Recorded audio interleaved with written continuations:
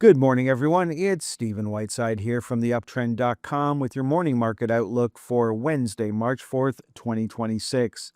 In the pre-market this morning, things are fairly quiet compared to recent days. Stock index futures are slightly below fair value. Crude oil is up just 8 cents. Gold is up $60 right now, and Bitcoin is trading up over 70,000 at the moment.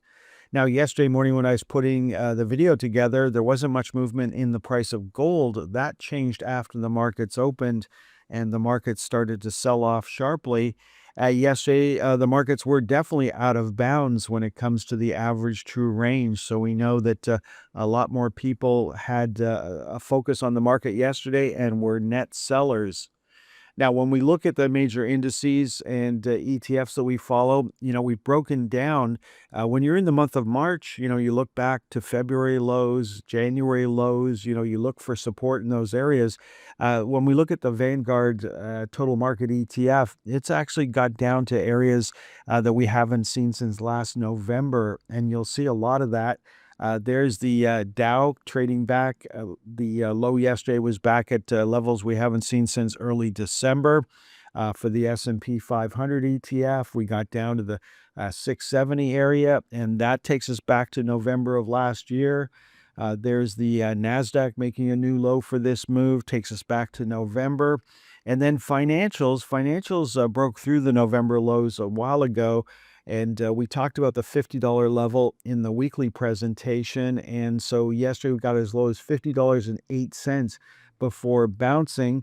And we were down just slightly on the day. Looking at this weekly chart, you can see our next weekly target was $50. And that takes us back to June of 2025. Now, looking at the TSX, the iShares for the TSX 60, I mentioned yesterday that, Canadian investors weren't too concerned about any of the major moving averages. Well, that's not true any longer. We are back on a sell signal as of Tuesday's close. There is the gold ETF back on a sell signal as of Tuesday's close.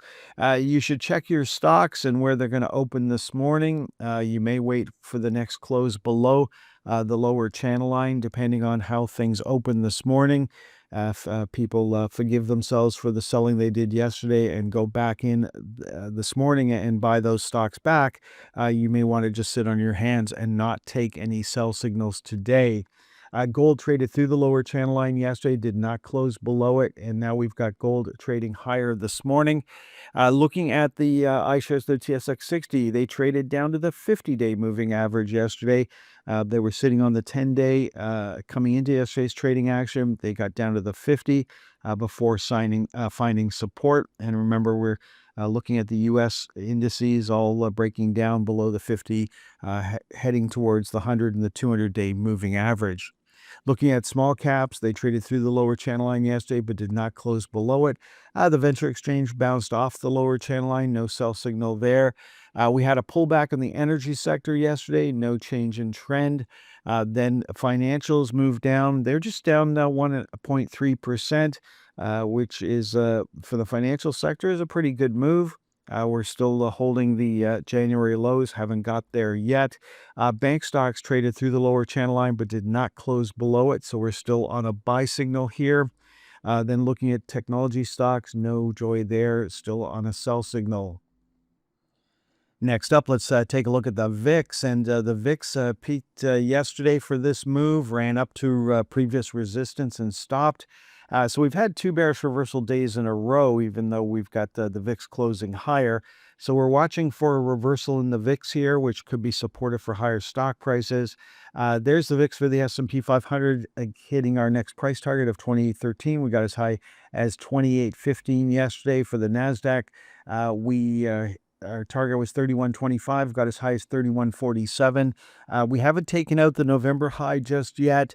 The Russell 2000 certainly did that yesterday, and then settling below the 2969 level. So we're looking for a reversal up here. If that could happen, we may continue to make higher highs, but we'll be watching for a reversal. That would certainly be supportive for higher stock prices and a turnaround in the market. Now, while we're watching volatility expand in stocks, we're also watching it expand in currencies. The US dollar has been a safe haven for the past couple of days. And of course, the opposite is true for the euro, down sharply over the past couple of days. Other currencies against the US dollar, of course, are going to be showing weakness right now, such as the Canadian dollar, but certainly not getting hit as hard as the euro. Looking at the bond market, couple of wild days here. That's the 2-year note. There's the 30-year, peaked on Monday, came down hard on Tuesday. There's the TLT. There's the XBB having a wild day on Tuesday, but coming back, going into the close, just closing down 0.25%. Looking at Bitcoin, Bitcoin and Ethereum, if they hold the levels they're trading at now, should end Wednesday on a buy signal. And the major crypto-related stocks such as Coinbase, Mara, and MicroStrategy are all on buy signals at the moment. I am not a big proponent of cryptocurrencies. They're certainly not anything that should be considered a long-term investment. They are a trading vehicle. Here's a monthly chart of MicroStrategy. There was a time it was trading over $500, recently got down to $100. That's not a good set of numbers for any particular symbol. So if anybody asks me about crypto, you want to trade it, trade it. Do you want to own it and put it in the bank and not look at it anymore? That's probably a big mistake. What worked yesterday? Well, it was really the software stocks were the big winners. They were up 1.63% on the day, so coming off recent lows last week. On the TSX, it was Thomson Reuters was the big winner on the TSX 60, trading up into that open gap. Then we had Constellation Software was another big winner on the TSX 60 and the TSX Composite. Paramount Resources was up nearly 7.5% on the day. Looking on the Dow, the big winner was IBM, no change in trend there. Then we had Workday was a big winner on the NASDAQ. It is back on a buy signal as of Tuesday's close. Best Buy back on a buy signal as well, another big winner on the S&P 500. Okay, folks, that's all for this morning's presentation. So far, the market is looking pretty quiet. Lots of economic numbers coming out this morning. And then later in the morning, we've got those energy inventories. And of course, they are going to be watched very closely this week, given what's going on in the Middle East. And they could certainly swing the price of crude oil later on in the morning. Have a great day. Next time you'll hear my voice is on Thursday morning.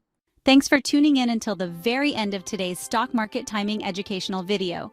If you found the content valuable, don't forget to express your support by hitting the like button, leave a comment, sharing with your friends, and subscribing to our channel for more insightful updates. Remember, in the world of stocks, timing is crucial, and following the trend can be your greatest ally. If you would like more information on how we can help you better time the stock market, please visit theuptrend.com.